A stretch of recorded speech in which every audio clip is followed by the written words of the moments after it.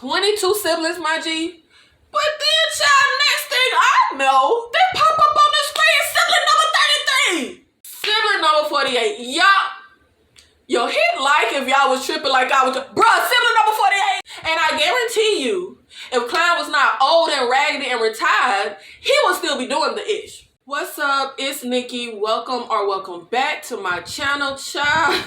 We got some ish to get into in this video. I just finished watching the new Netflix documentary, Our Father, about a fertility doctor who, unbeknownst to his patients, fathered over 90 of their babies.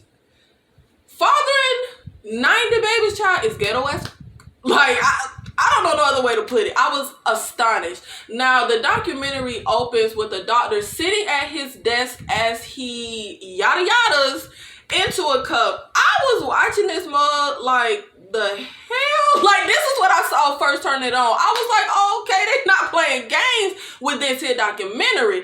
Yeah, quite an opener. That ish was, it was sick, which pretty much sets the scene appropriately because this doctor in the documentary, child, was sick. So we meet sibling number 1, Jacoba, who pretty much is the one who set all of this into motion, right? She said that she grew up in a family with dark hair and olive skin, while she has blue eyes and blonde hair. Obviously, she looks very different from her family. Now, she has known since she was, I think she said 10 years old, that she was conceived from donor sperm through artificial insemination. Her mom, Debbie, wanted kids, but her husband could not have any. They didn't go into detail about his fertility issue, just that he couldn't have kids. So they went to a fertility specialist. The best known, according to the documentary, fertility specialist in Indianapolis, Dr. Klein, who told them that donor sperm from medical students would be used and that it would be a donor who looked like her husband. Now, Jacoba always wanted siblings, and she was told that they never used donor sperm more than 3 times. So she figured there was a chance that she would have at least a few half siblings out there. And child, look, if the term "be careful what you wish for" was ever true, bruh, it is true in this case. The universe was like, oh, baby, Jacoba, you want siblings? Okay, hon, bet. Because baby got siblings. Jacoba called into Dr. Klein's office and she actually spoke to him directly. She said that he spoke to her in a very matter-of-fact way and said that she cannot ever know the information that she was looking for, that her mother's records had been destroyed. So Jacoba pretty much just moved on with her life, right?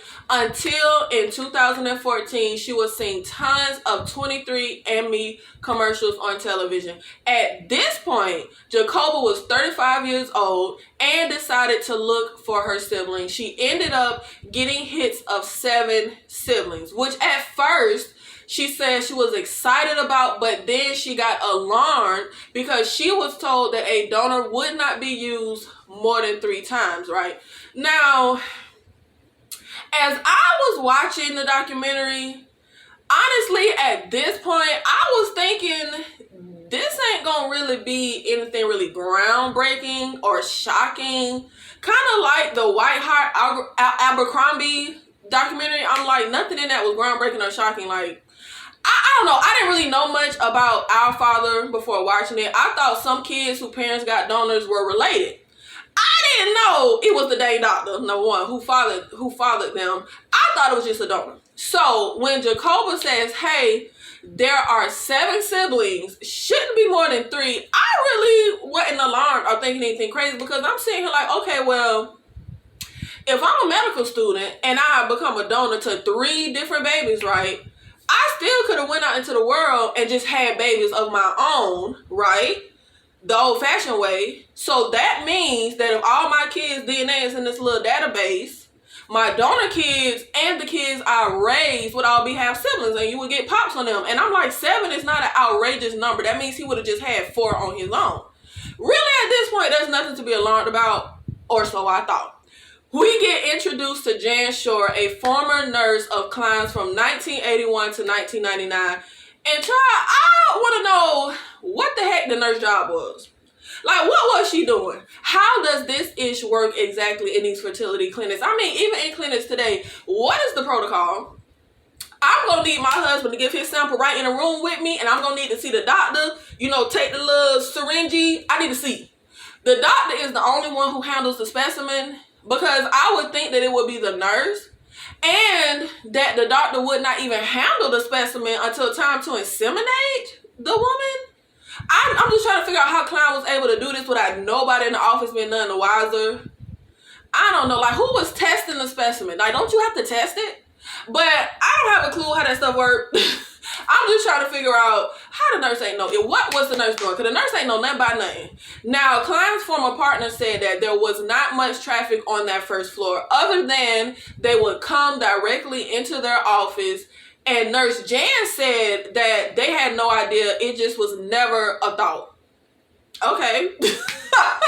I don't doubt that they didn't know. I'm just trying to understand, how could you not know? A former partner of Klein's, Dr. Robert Culver, tells us that before 1985, for artificial insemination or donor insemination, fresh sperm was used. I think now they can freeze it, if I'm not mistaken, child. So this is when Nurse Jan tells us that she would go across the street to the hospital to collect the samples. Okay, well, this just sounds fine.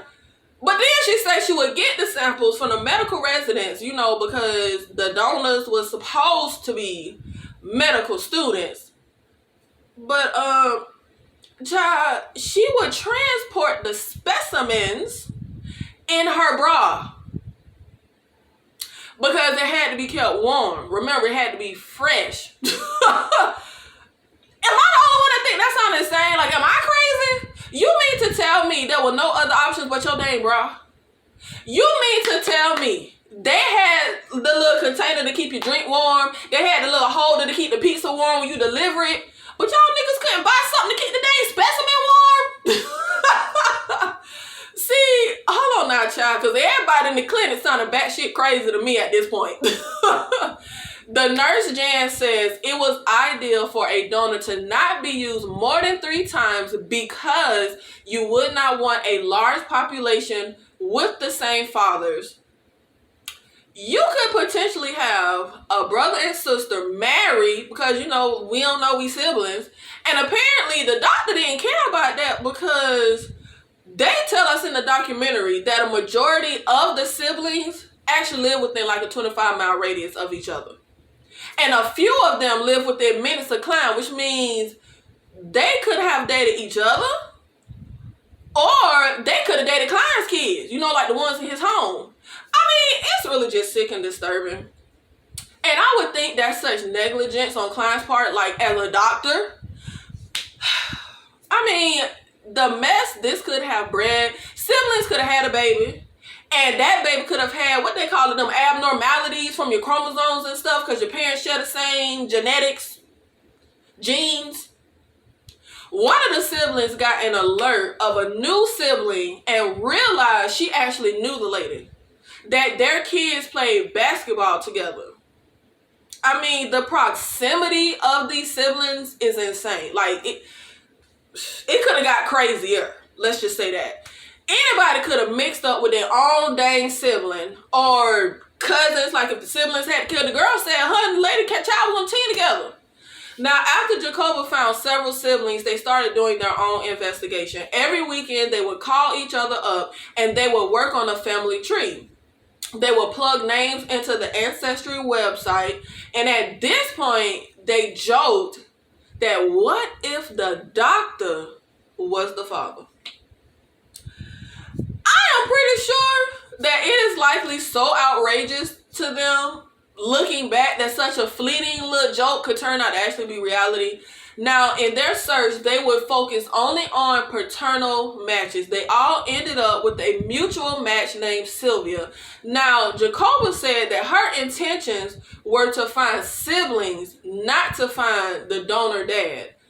Now, through Sylvia, they got multiple surnames, and one was the surname of Dr. Klein's mother. That's one of the names they saw pop up. Now, I'm not sure. I mean, look, they can't give us every little detail. I'm pretty sure. They are condensing years of events into a few hours for the documentary, but I don't know how they would know Klein's mother's surname. I get knowing the name of your mom's doctor. But how would they know the surname of the doctor's mom? I mean, child, I don't even know my sibling's mama's surname. How they know the doctors? I don't know. But anyway, they asked Sylvia if the name Klein is in her family, and she told them yes, she has a cousin, Don Klein, which is the moment the bomb dropped. Because Don Klein was their parents' fertility doctor. At this point, Jacoba was wondering, why did he do this? How long did he do it? Child, look, from the documentary, it sounds like this nigga did his entire career. He ain't do nothing but this. It sounds like he literally never used donor sperm, only his own. But Jacoba didn't really know what to do, right? And she ended up filing a complaint with the Attorney General's office. She kept calling the office and she never heard back from anyone. This ish right here with her trying to contact the Attorney General, I thought was insane. Jacoba tried reaching out to national news channels, but no one would pick up the story. Reaching out to the state's Attorney General, and she also reached out to the U.S. Attorney General, and I guess niggas just ain't care. She just could not get in touch with anyone. It is really astonishing to me. Like, is it just me that she kept reaching out and no one seemed to care? Like, I'm confused on that one. I mean, this was such a violation of these women. It was such an abuse of power as a doctor, the position he was in. It was such a disregard for all these people that he fathered. I don't know. It seemed to me like gross negligence for him to freaking father half the damn population in the one little town. Like, something should have made somebody be like, what the? Yeah, we like, who in the Attorney General office, child? Now, at this point, they didn't know it was quite so many siblings. Then in February 2015, Jacoba messaged her local news reporter, Angela Ganotti, I think that's how you say her last name, and pretty much detailed everything to her in a Facebook message. And finally, she was able to find someone who gave a ish. Now, when Angela reached out to Klein, he denied that he fathered these kids and said that it was impossible for donor siblings to have more than 3 siblings, even though at this point, child, Jacoba done found 7. Of course, he refused a DNA test. Why wouldn't he? People are going to lie when there is no one to confront them with the truth. And there was no one to confront Klein with the truth. Apparently, nobody knew nothing about nothing. I'm not sure why, because they didn't really go into detail. But the first story that Angela ran, she was not able to use Klein's name. I wish they would have told us why. I don't know the rules and stuff like that. She pretty much just referred to him as local doctor. But what I want to know, what I would really love to know, is if his wife and kids and family and his community saw this air and what they thought, right? Versus what they all thought once they found out that Klein was local doctor. Because the countless people still supporting Klein after all this came out was so mind-blowing to me. But I mean, not really, child. I guess not, because they church folk. First of all, no disrespect. But also, look at the celebrities that people still love that done being like rapists and ish like that. But also, cultivating an upstanding public image when you are doing disgusting ish secretly is a really powerful tool. I mean, it just is. In reality, all the people around Klein, even the people closest to him, like his wife, his kids, the church members, etc., did not actually know Klein. Not the real him, but they feel like they did, right? And once this all came out, and they don't know the private dark secret him, when they get confronted with the private dark secret him, it's like their mind gonna literally reject that image. When someone has been an angel to you, it's hard to believe they've been a monster to other people, even if the angel is the mask and the monster is the real face. Angela, the reporter, said how Klein was a person in a position of power, how he was known in the community as a philanthropist and known as an elder of the church. See, all of that is the fake Klein, if you ask me. It is a calculating move to build up an identity that is far removed from who he really was. I mean, it's like a priest who messed with kids. Like, it's such a contradiction. Klein's former nurse spoke about how he was so religious, and this one I gotta roll my eyes harder than a mofo. Y'all, that ish be cloak and dagger. It's smoke and mirrors, and it's so cliche, and it's so predictable. Of course he was religious. Of course he was. It's a costume that people like Klein dress up in, if you ask me. And I think it's hard for people to understand the magnitude to which people really live a double life. Literal double life. Like, they be two completely different people. Now, staying anonymous, which I'm watching the documentary like, bro, nobody else hid their identity. Why you hiding? Why you hiding your identity, bro? You can't stand behind what you saying? Okay. But anyway, an anonymous churchgoer got on the documentary talking about how people would go over to Klein's house and they would be baptized in his swimming pool. And that as a Christian, you have to say, we have all got skeletons in our closet. We have all done things we were good at doing. And that he knows that Klein and God have reconciled and that he's been forgiven. And he's moved on from that. And Klein is a different person now. When I tell y'all, I rolled my eyes so motherfucking hard, the mugs rolled right out my motherfucking head. This nigga, oh, child, look, okay, let me not get fired up. But Jacoba hit the nail on the head.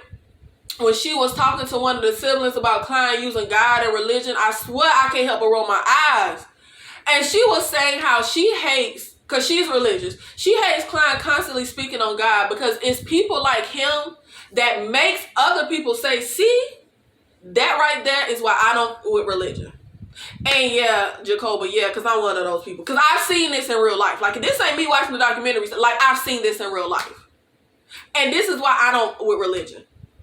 I can't stand the cop-out of, well, God forgave me, God forgives him, or the cop-out of pulling out scriptures to justify your actions. Bro, wrong is wrong is wrong or wrong or wrong. I don't care what scripture you pull out.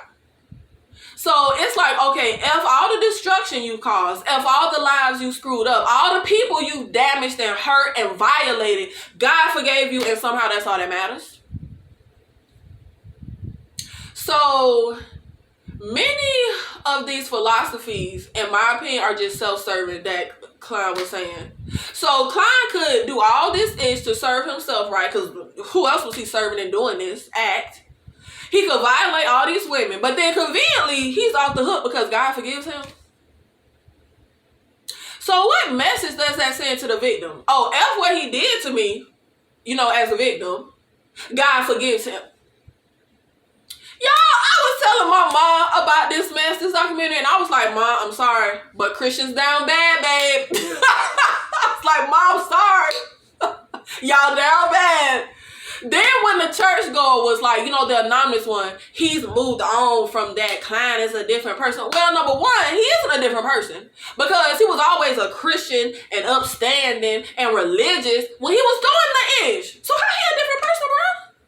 And I guarantee you, if Klein was not old and raggedy and retired, he would still be doing the ish. Then for the little anonymous bruh to be like, oh, he moved on. So, how is that valid? What is that supposed to mean? The victim hasn't moved on. Of course Klein can move on. He wasn't violated. Oh, but how convenient. The perpetrator gets to move on. And all of this rationale and taking up for Klein isn't even valid because Klein don't feel no remorse. He ain't changed. And Klein continuously was lying the entire goddamn documentary. He lied about being a father. He lied when he said he only did it a few times. That there were no more than 10 siblings. that he only used his specimen when there was no donor specimen. All lies. Because women who are supposed to be inseminated with their husband's specimen were inseminated with Klein's. But I thought you only did it when there wasn't no donor available. Oh, but God forgives his lies, so I guess that's okay. These were deliberate choices. Klein was a habitual liar. Y'all, this ish got me so riled up while I was watching. Because first of all, I just can't stand a religious ish. I mean, it was just really pissing me off. Even more so because people like Klein get to use religion to absolve them of all the shitty stuff they do. Jacoba was speaking on how even to this day, a lot of people in his community back Klein. To this day, after all this ish came out, and they say that Klein is such a wonderful man. And baby, Jacoba said, well, maybe he should have put his specimen in your wife without your consent and see how you would have liked that. I'm with Jacoba. Let me tell y'all, Jacoba, she not for the shit. One of Klein's former colleagues said that there is the Don Klein we knew and the one we never imagined, and how it broke his heart. And he said Klein, he just was like evil. And that if Don were there, he would say it right in his face. I'm with him, bro. See, what people can't seem to reconcile is that the person they knew and the person Klein really was are two different people. Now, Jacoba and the siblings could not move forward without Klein's DNA to prove that he was their father, right? And the state was in no hurry to collect the DNA sample because, I mean, what the fuck is the state there for? They ain't there for the people. Pretty much the state didn't give a ish, which I think is so egregious, but whatever. Now, one of the siblings ends up messaging all of Klein's kids and grandkids that were over the age of 18, right? Jacoba tells Doug, Klein's son, that they want to meet, the siblings want to meet Klein, that they have questions for him. Child, you cannot tell me that Klein is not a narcissist and a sociopath. You just can't. Now, he shows up to the meeting with the siblings with a gun on his hip. Even if you in an open carry state, why are you showing up to this meeting with a dang gun on your hip, child? I mean, for real. Jacoba says she thinks it was to intimidate them. Apparently, Klein didn't show any emotion, and when he sat down, he just went straight, just going around the table, asking all the siblings their name, age, and occupation. Which, my nigga, I would not have answered. Because, bro, we here to ask the questions. What the police say on TV when you be in the interrogation room, we ask the questions. The siblings pretty much felt like Klein was judging or ranking them. Now, the siblings asked him about medical history because many of them suffer from autoimmune disease. And child, Klein say, nothing for they need to worry about. More lies. I need to insert Candy right here. The lies, the lies, the lies. There are certain types of people where I say, like, when they liars, I be like, yo, they the type of person that'll lie by the color of their shirt. Them habitual liars. And that's Klein. This nigga will offer up a lie. You ain't even gotta ask him nothing. Klein ain't tell one truth in the entire dang documentary. Almost every single one of the siblings have the same health issues. One of the siblings was detailing how he has had to spend weeks in the hospital. Another sibling said how she has a lot of digestive and colon issues and that no one on the mom's side has these issues. The health issues are all connected to Klein's genetics. But that fool sat down like, oh, y'all ain't got nothing to worry about.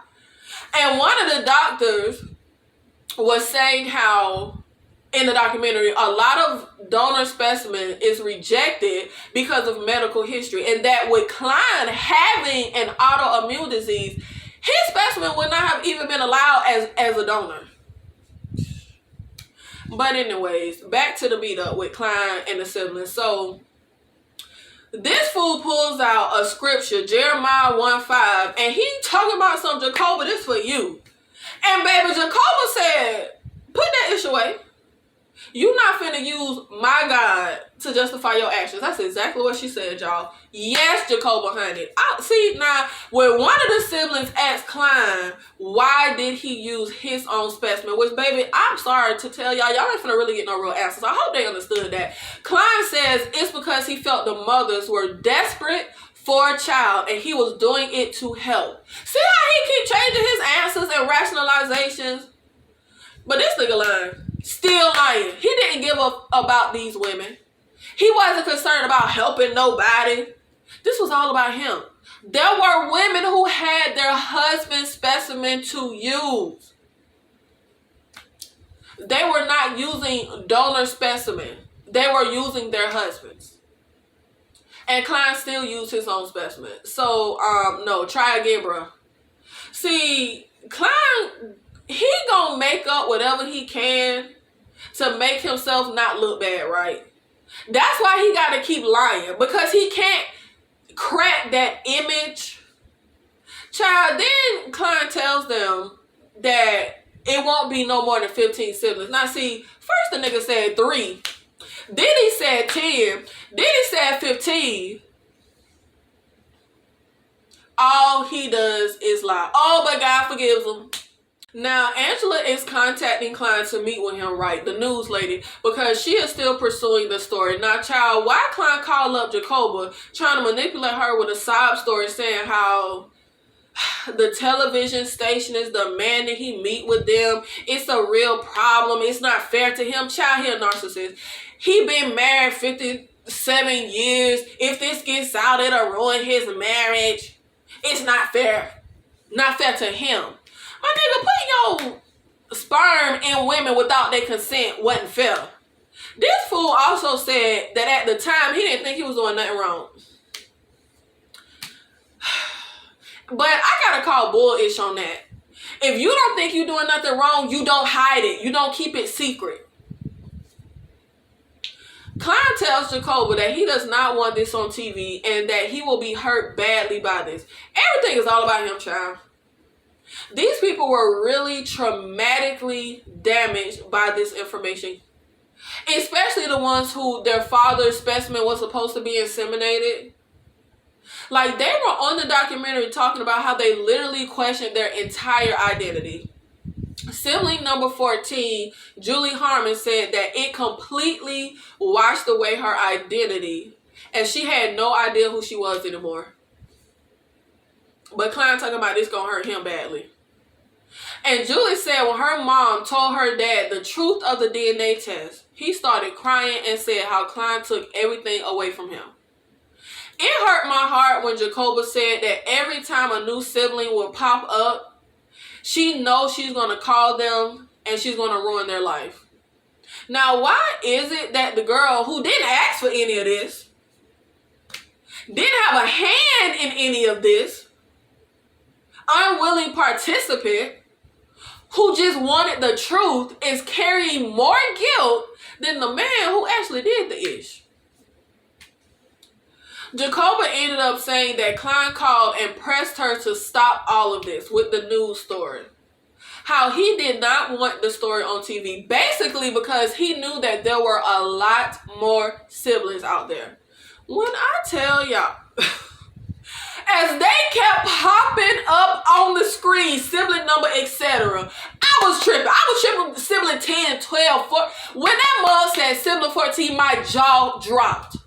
But then they popped up on the mother freaking screen. Sibling number 22. My nigga, I fell out. I literally had to pause the TV because I was tripping that hard. 22 siblings, my G. But then, child, next thing I know, they pop up on the screen, sibling number 33.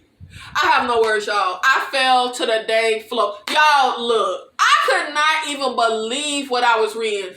I have never heard of no ish like this in my entire life. Sibling number 33.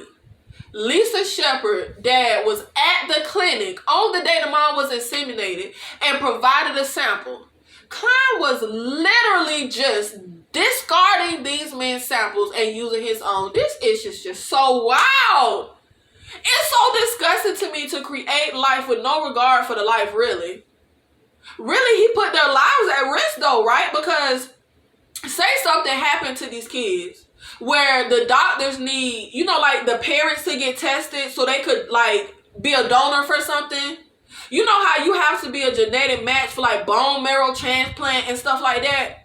What would have happened when the dads were tested and it came up that they were a match? They weren't even genetically, connected.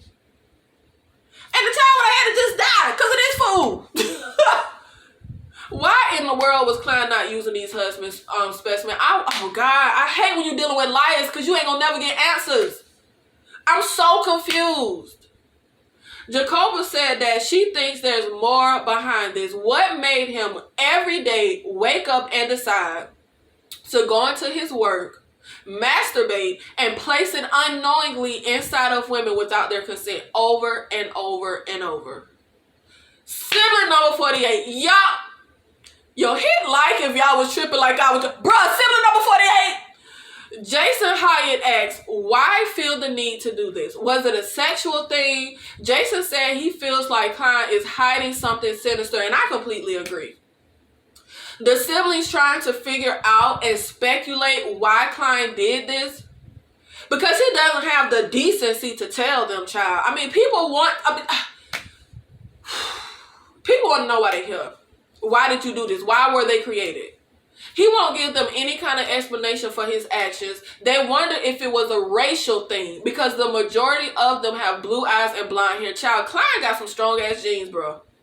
Jacoba ended up searching every name on an email from the Attorney General's office, right? And one name search took her to something called Quiverful, which was a cult that says you should have as many kids as possible. Y'all, they played a clip of the man saying you should have your quiver full. Think what the fuck is a quiver? That is just sounds sick. Like, I feel grossed out just saying it. Now, the Jeremiah verse that Klein uses is one of the verses the cult uses. Jacoba ended up wondering if Klein was a part of this cult. And were they all a part of the siblings all a part of some sick, twisted, secret society? All of the siblings together discussing this, and one of them says how with the quiverful, I swear that gives me the heebie-jeebies every time I say that word, theory back when they were all conceived, it was a theory to produce more of the white race. And how when you look at the wall of babies from Klein's fertility clinic, it is all Caucasian babies. Now, the Attorney General's office is still not doing anything about the situation. They ain't doing nothing by nothing on nothing, with Jacoba contacting them. Now, the news lady Angela contacts the Attorney General's office asking for an interview and for information, right? Now, they would not tell her anything, but then Angela reached out to the county prosecutor, who finally contacted her, and she pretty much laid out everything. And this is when we are introduced to Tim Delaney, the former prosecutor. Now, Tim said that when they got the media inquiry, there had not been a formal investigation done anywhere yet. That there was no crime that touched this act. Now, Tim Delaney pretty much was like, he don't deny that this was a sexual violation, but that legally it is not a sexual violation. That basically under the statute of the law, what Klein did is not seen as a sexual violation. Jacoba asked him, well, what about battery? And according to her, Tim got rude and said, I don't know how many times I'm going to have to tell you this. I can't charge him with battery. But I was on board with Jacoba when she said, okay, so a doctor can go jack off, put their sperm inside of a woman who is their patient that did not consent. But my nigga, that's not illegal. Child, Tim Delaney said, this is what he said, quote, They were emotional, had a feeling that what I was there to do was not to apply the law to determine whether the client had committed a crime. They thought I was there to deliver catharsis, and I wasn't. End quote. Okay, bro. Like, dang. That how you feel? Oh, okay. Now, Angela said, was there fraud? And how she did not feel like it was investigated enough to look at what client could have been charged with. And I agree, child. Like, that's not fraud of any kind. First of all, I can't believe it's not some kind of sexual violation. But that ain't fraud. Doctors can't just put their spit, sperm, blood, whatever the hell inside of their patient without consent, and it ain't a crime. Like, is that what they saying? Nigga, I ain't never going to the doctor again. Now, one of the siblings' mom, Liz, looked up the sexual assault law, asking if there was something in the law that would apply. But Liz was told that there needs to be both components, force and non-consent.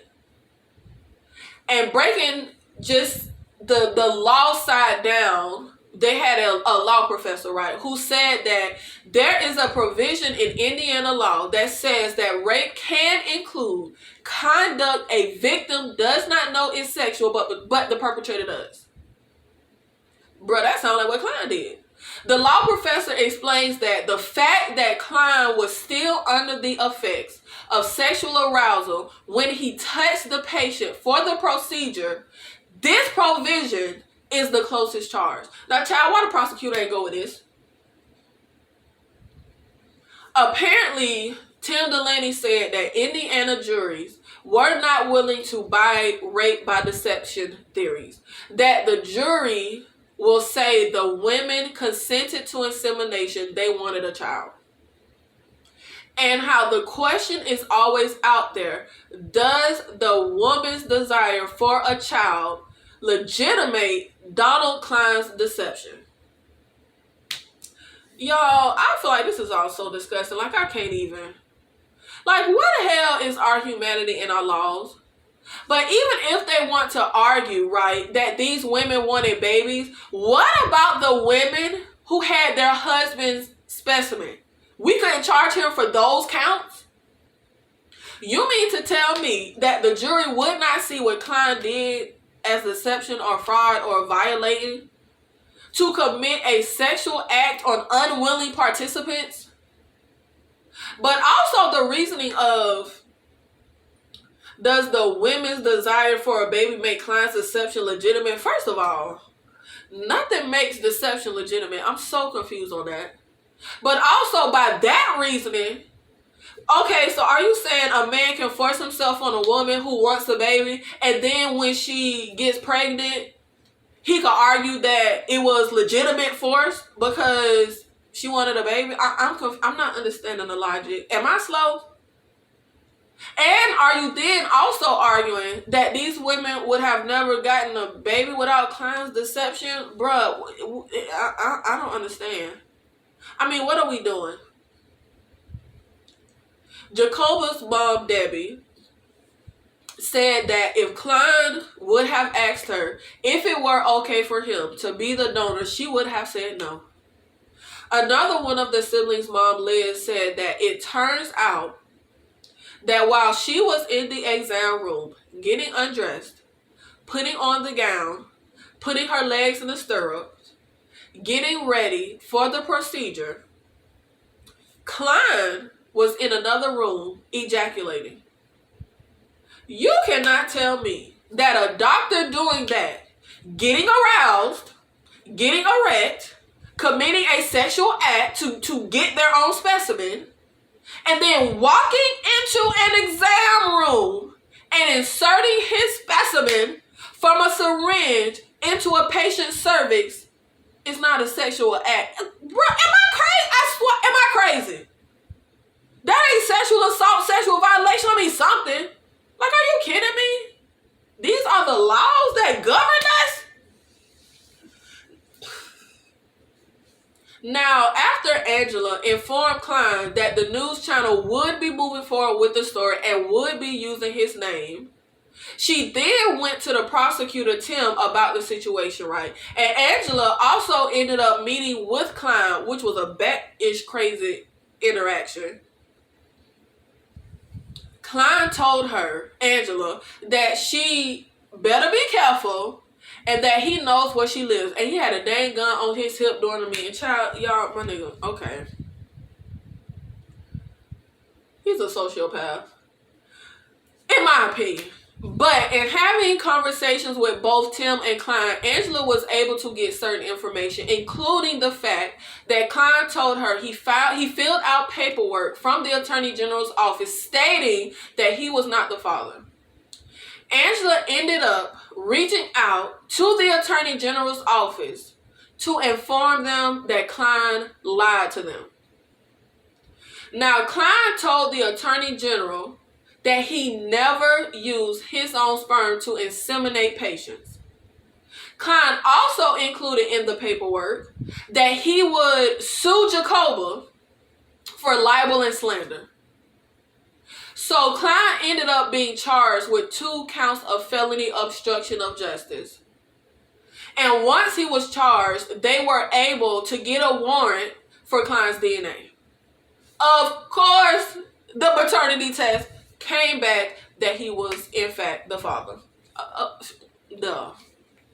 Now, on these charges, Klein ended up changing his plea to guilty, and Angela thinks that he did it because he did not want to go to a trial and have more information come out. Child, I completely agree. Now, when the court date came, Klein had the nerve, oh Lord God, the nerve, the gall to say to the judge, Your Honor, I'm asking for mercy and compassion for myself. Did you show mercy and compassion to any of these women and they offspring that you victimized? Child, shut the fuck up. I can't, oh God, all this, I can't stand hypocrisy. Klein also told the judge he has lived his life showing honesty and care to others. Child, just keeping up the facade and the lie. Like, bro, shut the fuck up. Now, Jacoba was allowed to give a victim statement, but beforehand, Tim Delaney crossed out certain things in her statement, telling her she could not say those things. Child, Jacoba ignored that itch. And she went up there to say everything baby wanted to say. Everything she felt compelled to say. But child, Klein lawyer just kept constantly object. Now, the law professor came on the documentary again, and she explained that in these proceedings, the state was the victim. Because Klein lied to the state, child. That Klein was not on trial for what he did as a doctor, only for lying to the state. That's why Jacoba could not include certain things in her statement. Really, Klein faced no consequences for his actions at all. Just throughout his life, he got his wife, his long 57-year marriage, he got his kids, his successful, practice as a doctor, the respect and admiration of his community, and even in this stuff coming to light and being charged with lying to the state, nothing for him was jeopardized. Klein got to live a great life, got to live to old age, still alive, child. And the judge pretty much just charged him a $500 fine. Klein got to commit such disgusting acts and live a great life, and God forgives him. Now, next thing I know, they pop up on the mother freaking screen, sibling number 53. My nigga. Child, my jaw dropped. Again. Like, at this point, I ain't got a jaw. But y'all, 53 ain't even the tip of the day iceberg. They popped up on the screen, sibling number 61. And at that point, I was like, I'm going to title this video, This is Some Sick Shit. Because it is. Like, I ain't got nothing else to say about it. I don't know any other way to put it. Made even sicker by the fact that nobody even seemed to give a ish. Now, sibling number 61, Allison Kramer, ended up taking a 23andMe test because her and her kids were diagnosed with a genetic disorder. And do y'all know who Allison's parents are? Sharon and Mark Faber, who popped up earlier in the documentary as Klein's former colleagues. Sharon said that she was a patient of Klein's for many years, which I was confused because she said he was arrogant. He had this attitude like he knew better than you. Whatever you knew, he knew more. Blah. I don't want no doctor like that. Klein did the insemination on Sharon, and he delivered her twin girls, his twin girls he fathered. Twin girls who Sharon and Mark thought Mark had fathered. They even showed us a picture of Klein holding their daughter as an infant. This nigga said Klein and his wife came over to their house to see Klein babies. Sharon said that when she found out Klein used his own specimen to impregnate her, it made her feel queasy and sick to her stomach. But on the other hand, he operated on her, clearing up some of the issues that caused her infertility. So she was grateful to him and had mixed emotions. Sharon said that she has twin daughters who are delightful, and you can't be angry when you have what you always dreamed of. Excuse me, say what now? Come again? I'm sorry, I don't understand that ish. That ish sounds sick in my opinion. No judgment, but yeah, I don't understand that. Now, another sick element of their story is that Klein was also Allison's fertility doctor, his daughter. Klein did his daughter's pap smears, breast exams, etc. She said that she does not know any woman who would want someone related to them of the opposite sex to touch them in that way. I agree. Child, when I tell you that it just got sicker and sicker as the documentary went on, Allison said she did not get to have that knowledge, but that Klein did. He knew. And how she feels it is a vulnerable position for the patient to be in. And child, it is. Female exams are invasive, and it can feel embarrassing, and it can even feel a bit violating in the most professional setting. I mean, it just is. It's your private parts. Like, they all up in there, child. You in the doctor's office busting it wide open. I remember feeling like I wanted to cry when I had my first gynecological exam as a teenager, like in my late teens, like 18, 19, something like that. Like, at that big old age, I literally was trying to hold back crying because it was uncomfortable. Klein broke the trust of his patients as a doctor. For Allison to find out that he was her father, for Klein to perform those exams knowing that was his daughter, this nigga sick. But what I want to know, which they did not speak to or speak on, was Allison inseminated. Did Klein inseminate his daughter with his own specimen? That's what I want to know. Because she said Klein was her fertility doctor. And she got kids. And they all got genetic issues. But Klein did say he does not look at these people and consider them his children. Shut the fuck up, Klein. So I guess with Klein, doing Allison's gynecological exams, I don't know. Look, child, I can't rationalize it.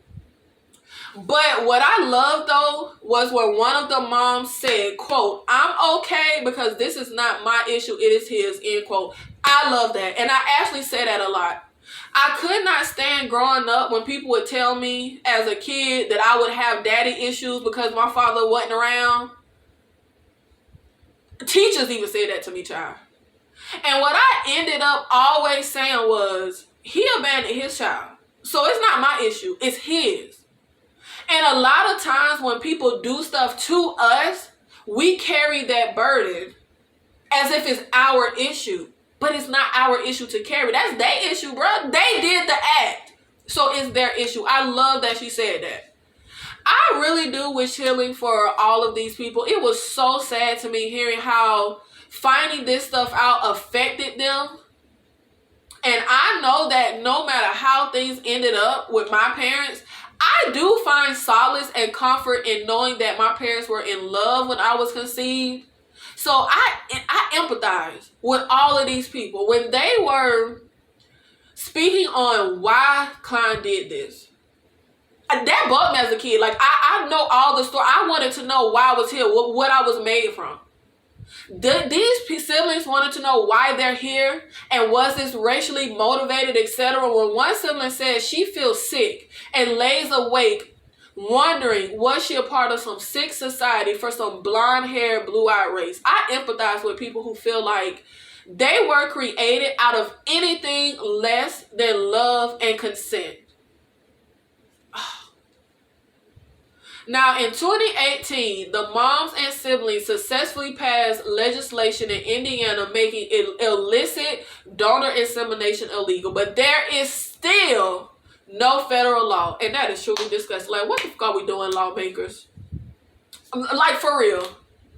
The documentary also told us that thanks to at-home DNA testing, 44 additional doctors have been found to have used their own specimen for insemination on fertility patients. Like I said, I need my husband to be in the motherfucking room with his little specimen. I need to see the itch go from him to me. But Klein is currently the most prolific of these doctors. At the time of production on this documentary, they tell us that there are 94 Klein siblings and counting. Y'all, the ending credits, they had some song where the lady was singing Devil. Yeah, fitting. Very fitting. Look, y'all, I've been stuck with the same number of subscribers for months. I'm not making no more content if my subscriber count don't move up, child. So if y'all like my content and y'all want me to continue making content, subscribe, child. Why have I been stuck at 775 subs for months? Come on now, y'all.